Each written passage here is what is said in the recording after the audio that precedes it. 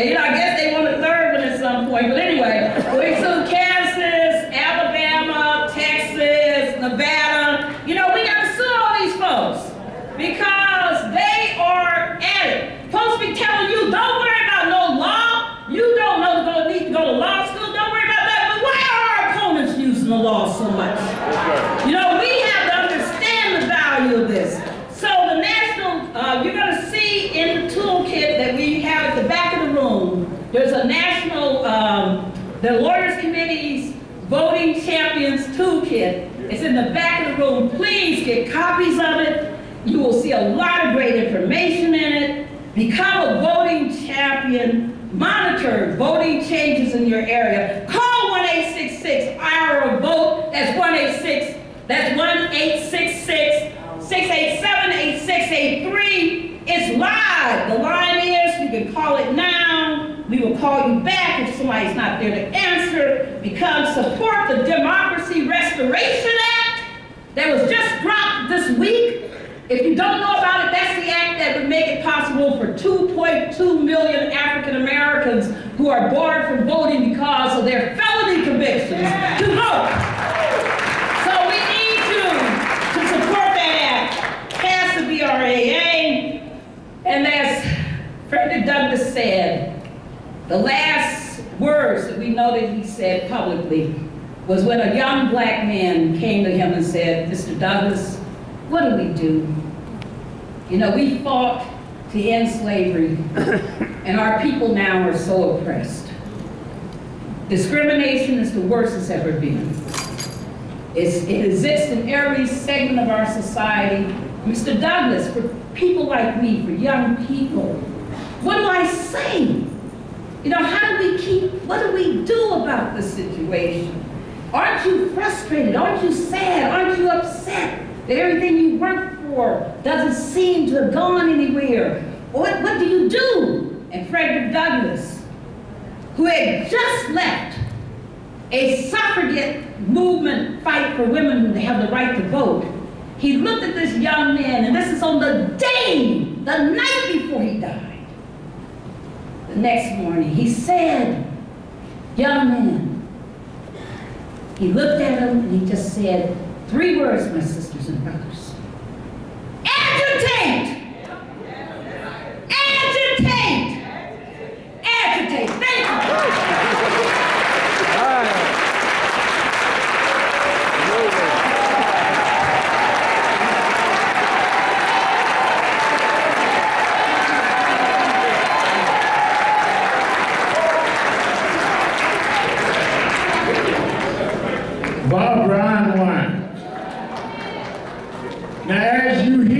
Every organization is laying out what they're doing and what they're going to do. That's what Measure the Movement is about every year. Because they keep running around talking about there is no civil rights leadership, there are no leaders. They're breaking it down. And she gave you from the Lawyers Committee. Make sure we send them invoice for that microphone we had to pay for this year. Or we gonna sue. That's my sister. Now what we gonna do, I'm gonna bring on Melanie and Janae, then we'll bring on, because we've got other sessions breaking, and I'm gonna go and hold that one back, the youth summit start, because I want the young panelists to get their questions in. We're gonna end this by 12, but, and I appreciate the leaders staying overtime. And I want them to get their questions in, and 1 or 2 from the audience. Janae will preside over that. But I want to say that it is very, very, very much appreciated every year that the leaders of every major civil rights group comes and gives their report here. There is a rumor that the NAACP does not have a leader looking for a president. The truth is, you're going to hear from the acting president. They have a leader. And she is qualified and able. And she says she don't want to stay there, but they can take the process as long as they want. I'm very, very much telling you, NAACP is not without a head and some shoulders too. And Janae gonna bring Rain Miller home. I'm hoping I'm not getting you in trouble with the board, but I'm saying what I say. Let us hear from my sister, our woman personified leadership, Sister Melanie Campbell.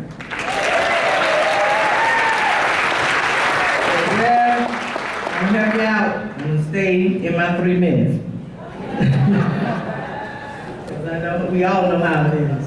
So I want to also just thank Reverend Sharpton and Janae and Dominique and everyone for being here through the duration of this and for your leadership. So when it comes to what the National Coalition on Black Civic Participation has been about, it's really to stay in our lane. And our name is about coalition, coalition, coalition, and organizing, organizing, organizing. And so I want to thank, and I don't think we talk about what happened in the last 12 months, that we cannot stop and talk about what happened in August of 2013 with the 50th March on Washington. And as he walked out the door, we're just going to give him when he comes back, but we have to give National Action Network, Martin Luther King III, all these folks on the stage, my sister Cleo Brown, around the King Center, all of us came together, labor together in a coalition, because after the Shelby decision, we were all frustrated with what to do after they struck down Section 4, and there was ours sitting there as a nugget, an opportunity. We had already been organizing about it, and had over 250,000 people show up in Washington, D.C. in the summer. How many of y'all were there? All right.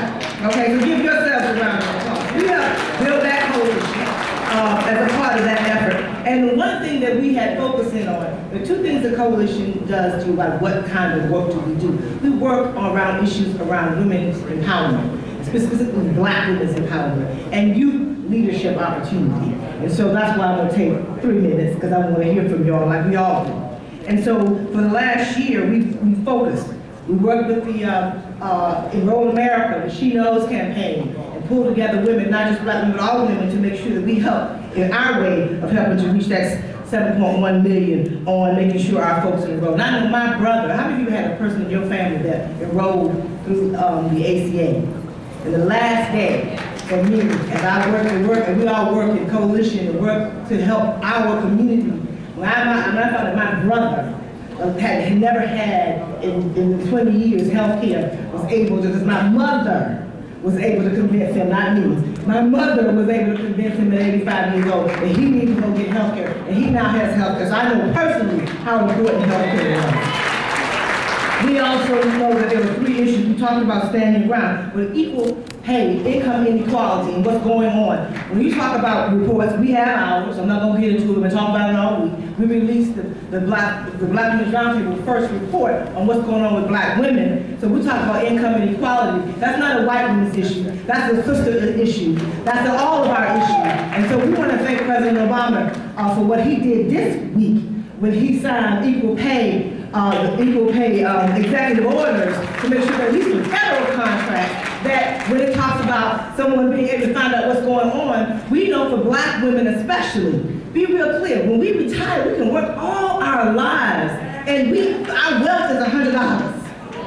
$100. So when we talk about the kinds of work that we have to do moving forward, here's what it is, sisters. We have the most powerful vote. We talk about the Black vote. We're talking about us, and that's nothing against our brothers. But if Black women stay home, it's a wrap. And so we talk about the power of the sister vote. What do we need to do now? What we have to do, there are governor's races and state legislative races, so we want to impact standing ground, that's our vote. But the other part of it is we have to take that vote and move to have more power. When you talk about Black mayors, there's only one major city with a Black woman, and that's Baltimore. So we want to make sure that people use our vote to move their agenda, that we have the ability to move an agenda that moves not just Black women, but moves our communities forward. So for us, it is about organizing in 2014 around maximizing the power of the sister vote. I talked about this the other day, because they've been working us all, we've been working me all week, where's Janae? But the reality is people use our vote, because the Black women are going to turn out if we're tuned in, but then we don't get a lot for what we do.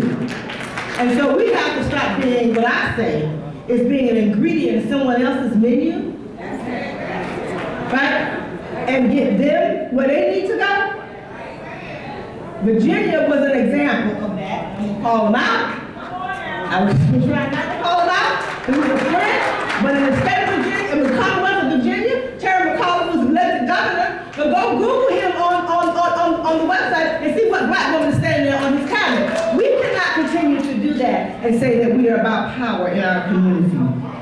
Much more to say. I think I saw my sister Sheila Tyson. What we do, we have black women like Sheila Tyson. She's a city councilwoman. She helps lead NAN there. She helps lead the coalition's work and sisters like her. So my effort, and the last thing is that with our black youth vote, making sure young people also are leading the effort. That I want to stop. There's much more I'd like to say, but I want to take the time to hear them because I'm no ways tired. But I wouldn't mind having a couple extra vacations every now and then. So we want to turn a little bit of this over to you all. Thank you so much.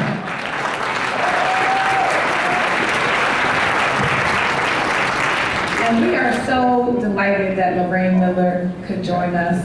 She's been traveling, and as Vernon Sharpton said, there is a head of NAACP, and we've worked beside her. I've been in meetings with her. Her intelligence, her brilliance is palpable. And so at this time, I want to bring Lorraine Miller from the NAACP.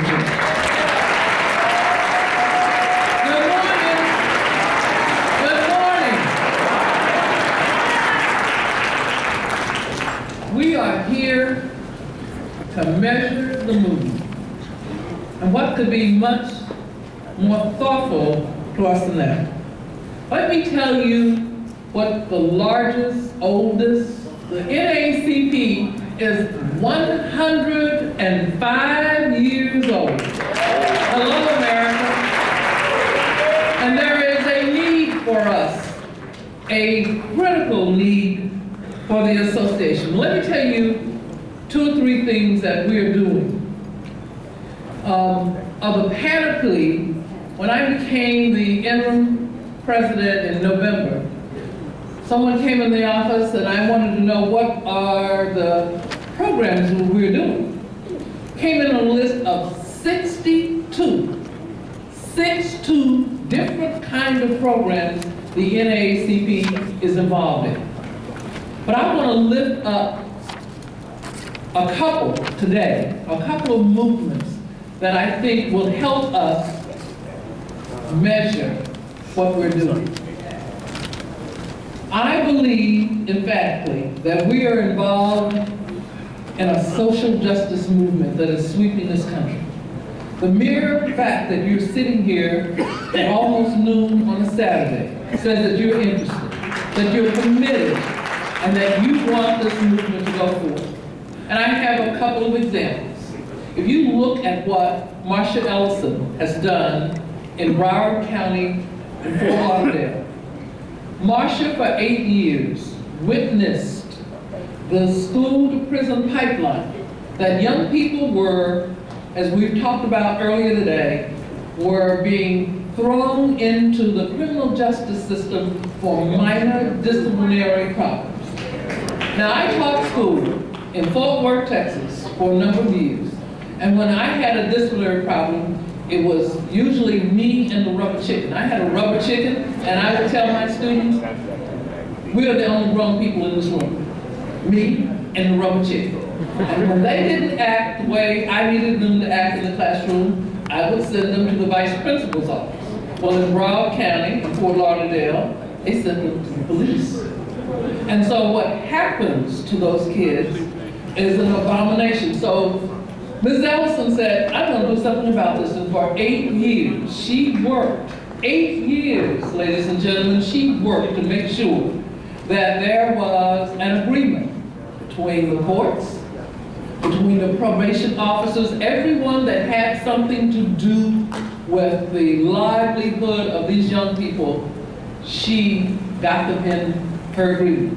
And so the Secretary of Education recently, when they issued their disciplinary, new school disciplinary action scene, what did he mention? What Marsha Ellison had done in Broward County. That, ladies and gentlemen, is social justice in action. That is helping to measure our movement. And then I want to lift up what you what we've been going through in North Carolina with the Moral Mondays. Reverend Barber has become a moral priest, almost, in our communities. But I asked him, I said, Reverend, what's the deal? Why are you doing Moral Mondays? And he says, Sister Mella, you know, he's a Disciples of Christ minister. And so he said, Sister Mella, I was very concerned several years ago about this voter suppression that was coming out of the North Carolina state legislature.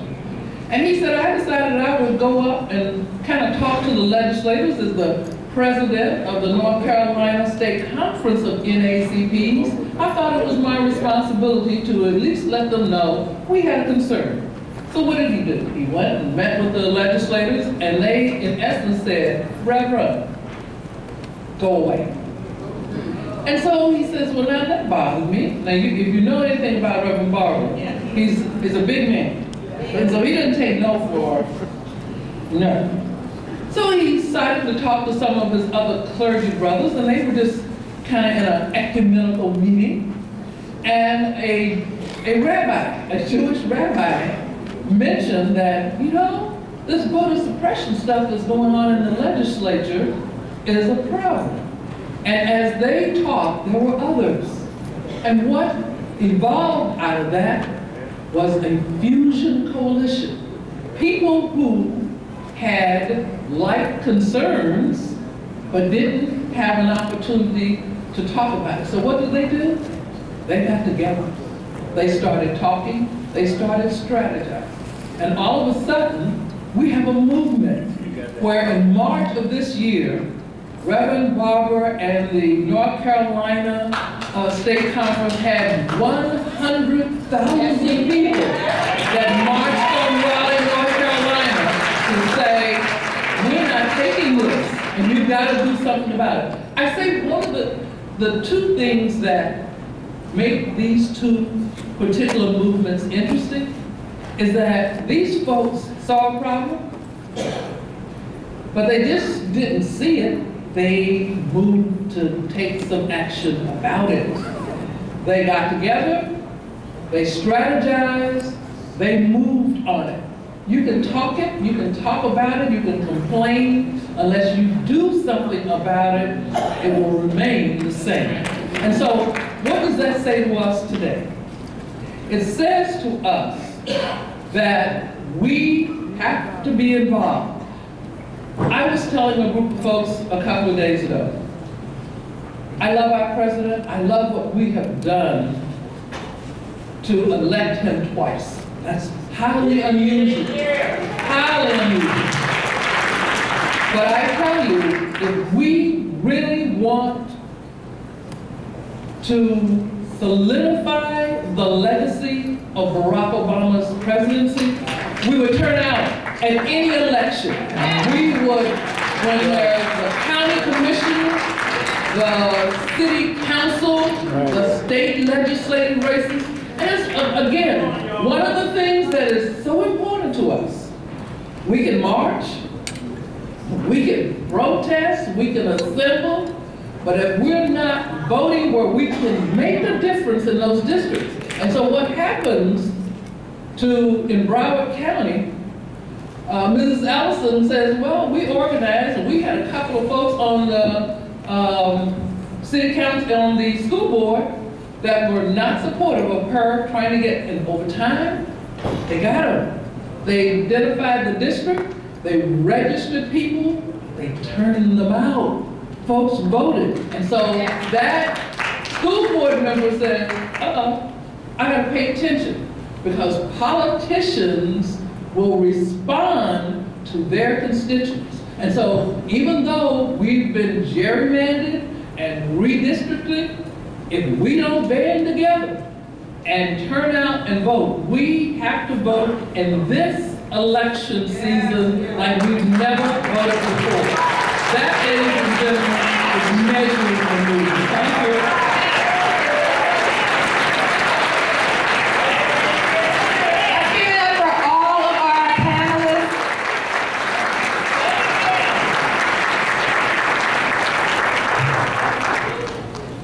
so now we're going to turn it to the youth. As many of you know who were here last year, we had 2 separate panels last year as well, and we had, you know, the seasoned veterans of the movement, as we like to call them, the sages, who were on one panel, and the current leaders who were on another. And this year, we are switching it up, and we're going to have the current leaders talk to the young people and have that dialogue and exchange, because in 50 years, we know that these young people on this side will be passing the torch to someone else, and we need to make sure that they are prepared and that they're not facing the same issues that we are facing, but they are still fighting to keep the momentum. So at this time, I'm going to ask Dr. Marcus Bright from Education for a Better America if he would like to ask a question to one of the panelists on the other side of the table. Thank you very much. This question is for Ms. Heather Foster from the White House. Despite high numbers of unemployment in our community, there are many jobs that are going unfulfilled, and they all have a common denominator. They require a background in science, technology, engineering, and mathematics. As we speak, there are private corporations who are applying and receiving H-1B visas to bring in people from foreign countries to take jobs in our community and qualified Americans. There are 3.6 unemployed workers for every 1 job in America. Compare that with there is only 1 unemployed STEM worker for every 2 unfilled STEM jobs. And so my question is, what can we do to fill that STEM pipeline? But then I also have an organizational commitment. I'm over at Education for a Better America. Our board president is Dominique Sharkey. And what we do in a nutshell is we partner with institutions, universities, school districts, other community organizations to connect them with the communities. This week, we'll be hosting students from middle schools in Chicago and Atlanta, at Georgia State, at Georgia Tech, at Clark, at Morehouse, at Spelman, along with Mary Pat Hector and Youth Move, because these universities, these institutions, you can't be in the middle of Atlanta, Georgia Tech, and admit one Atlanta public high school student and not invest in the community. You can't be California, Berkeley, and not invest in Oakland. You can't be USC and not invest in whites. So that's our organizational commitment is we're going to establish new institutional partnerships in 25 different cities this year. You can count on them to establish that. So that's our organizational commitment, and that's my question. So I would definitely say that type of partnership is exactly what we're looking for. We're finding that in terms of STEM, it has to start very early. So any programs that really affect children from the early age of 0 to 5, exposing them to STEM as early as possible, we found to be incredibly impactful. 2 is reaching out not just to our traditional higher ed organizations, but making sure that we're looking at community colleges, making sure that we're targeting programs in all different types of school districts, so not just the traditional school districts that tend to always emphasize STEM. It's really going around and thinking about how do you create STEM opportunities everywhere for students of color. And whether that's looking at an after-school organization that focuses primarily on STEM, making sure we've even talked to the entertainment community about talking more about STEM. We've talked to writers and producers of television shows to have them actually think about exposing STEM. We've looked at how can we impact broadly everyone's idea about STEM, because a lot of times people just think, okay, it's just engineering. It's not. And just as Barbara mentioned earlier, you know, if you cannot code, you know, if you can't, I mean, that is tremendous. A lot of people cannot code. A lot of people are not sure what coding is. You know, so, you know, we've got to start having these conversations everywhere, but at every stage of the child's life, so that it's not just when they enter high school and realize that they have to either catch up on math and science courses to be even able to qualify to go to school like a Georgia Tech or MIT.